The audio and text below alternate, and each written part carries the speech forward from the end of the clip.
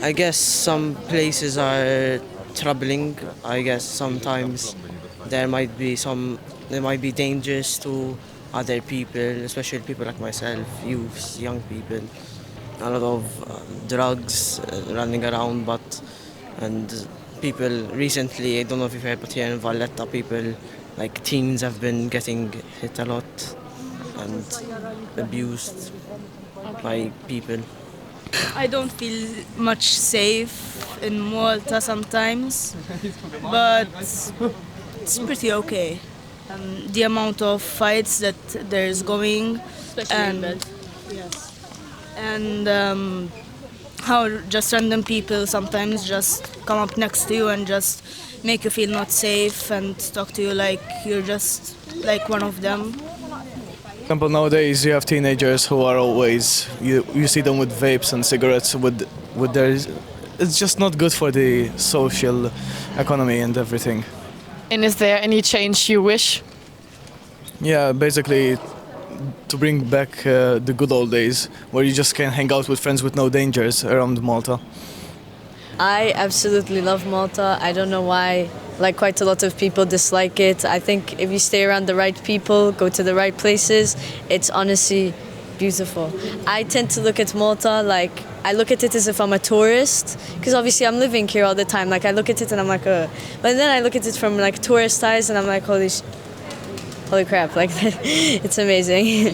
Like, I used to live in the UK and I prefer it here so much more, which is surprising because a lot of people disagree with me, but I love it a lot. So you have nothing to complain about? Honestly, no. Honestly, no. The only thing I can complain about, I guess, is like work. There's not many opportunities as much as you find abroad, and especially me, I'm studying in MCAS Malta. I study creative media, and there's not as many opportunities as you find in, like, you know, other places. It's still good. It's still pretty good. I think that it's very small. Obviously, I think there is not much opportunity when it comes, especially with school. I feel like there's a certain experience which you miss here because everyone knows everyone, and it's very hard to meet new people which you haven't heard of or met before. And with school, it's kind of, there's university and MCAS. There's not a big variety, you know. It feels good, like there's a lot of stuff you can do. Depends about where you go, what you do, with who you stay. If you stay with good people, you're going to have good time. But if you stay with like bad people, you're going to end up bad.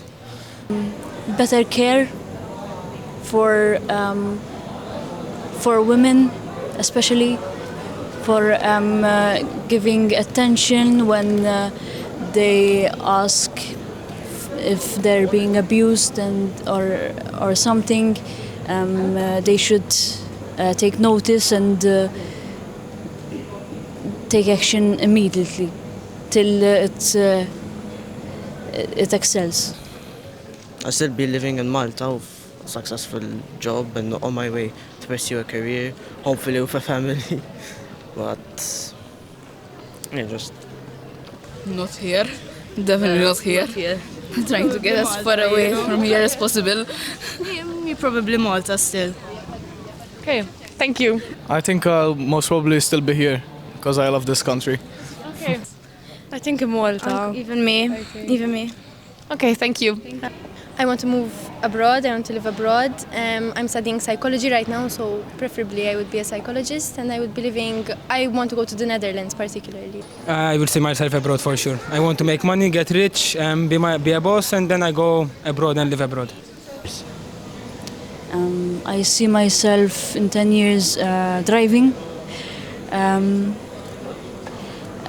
going abroad and working as a gaming designer. Worries about the future, concerns about how they can manage to buy everything. Also at the same time there is this sense of instant gratification, which a lot of time young people are like engulfed in this thing that they want everything at the same time. Obviously, I think, in my opinion, is that because of the marketing strategies that leave young people without a breath how to manage with stuff and things of their lives. More lack of self-esteem because they see other people, they think that they are much better than themselves, because they might have some other accessories which they don't have. So this lack of life skills also. I understand their feelings, I understand their ambitions, because of course we live in an island, and I think they feel a bit frustrated that they don't have the opportunities maybe that other young people abroad have, or maybe they want more space, they want more adventure, you know, they want more greenery, for example, more greenery environment. Maybe they miss it because they see it on the internet, and so this sense of adventure, maybe they have to, you know, satisfy it in some way or another. Maybe they will come back after some years, after working abroad. But I think for them, it's an opportunity that one cannot tell them not to go, because it's an opportunity that can make them grow. I think more opportunities in the sense of education, that is much more varied, not just the ones leading to university and other colleges here in Malta, like giving more opportunities in creative arts, which of course could lead them to go abroad, but at the same time they would be so obliged to their mother country. They would come back, so the resources they would have gone will get to them. They would have bring them back to their country. This is what I think, and also more respect, for example, for the green environment, and also more respect for civil society rules. I think that young people are sensitive to this thing also.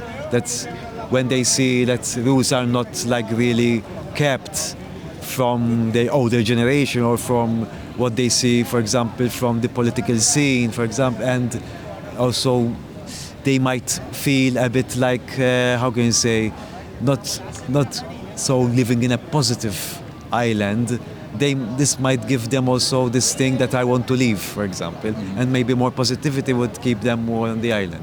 Presently, YMCA is using the mediums of arts and also mass media to attract young people and involve them in alternative activities throughout the year. One is Me, Myself and Arts. It's a local funding where young people will have the opportunity to access arts classes. Then we've got My Voice to Europe, which is a project where it enables young people to bring out their opinions and suggestions to candidates of the European Parliament, as well as we've got another project which is related to arts, which is Art Explore, empowering the Peace Doves, which relates to more performing arts. We've noticed that certain leisure activities that young people like to do, such as sports, arts, are all becoming an economic burden for families, especially marginalized families or coming from a difficult economic backgrounds. And to just give an example, when, for example, a person wants to go and play football, if the person is not enrolled with a sports club, they would have to pay a fee to go and make use of the turf pitches. Most of the time, arts classes is the same thing. It's becoming privatized, although there are availabilities provided by the government, but it's not for everyone. Ourselves as YMCA, together with other organizations, we try and give opportunities and make use of local and EU funds and other international funds to give this creative way to express and empower young people. We're living in a day and age where they're experiencing a huge influx of knowledge and information, obviously, through the internet, through the wide web. And there's so much going on all over the world that I feel the youngsters in Malta feel trapped. they have the knowledge, they know as much as any other youngsters of their age, and they want to go out there, and they're at an age where they're ready to speak up. They're not like the youngsters at my time or generations after me. So they want to reach out to more opportunities abroad. I feel they want to grow, emerge, and go out of the system. The ones who continue their studies and they get highly graduated, they tend to leave the country and to look for better jobs, better lifestyle abroad. The others, I'm feeling that they're feeling stuck here. Because even though Malta has a lot to offer, they feel they have to share their little pie with a lot of others.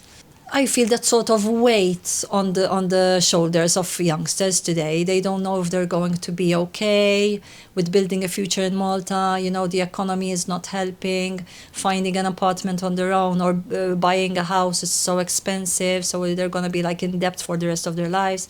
It's not easy. It's not easy. So it's like they're not giving up, but it's like they're looking at their future not with so much enthusiasm like we used to. It's like with sort of having a burden already before they're even starting. Maybe giving more incentives, giving them more opportunities in regards to strengthening skills, trades that are originally of Malta, giving them more opportunities in regards to starting their own businesses. But I'm sure there are ways of how we can help them look at the future with different eyes.